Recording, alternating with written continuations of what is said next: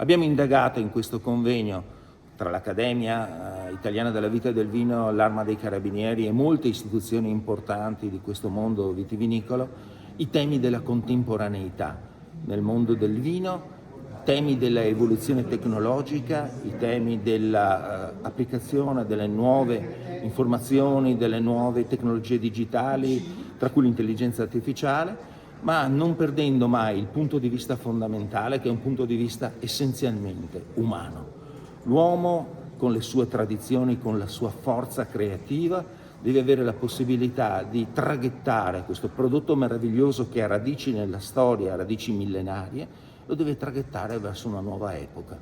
Sappiamo che l'epoca in cui dobbiamo approcciare questo tipo di nuova visione è complessa, perché ci sono problematiche di tipo geopolitico, ci sono problematiche di tipo economico che supportano gravi preoccupazioni, ma il mondo del vino ha spalle forti, radici profonde e saprà avvalersi di queste trasformazioni per uscirne, magari fra qualche anno, più forte e più convinto, ma sempre fedele al simbolo fondamentale che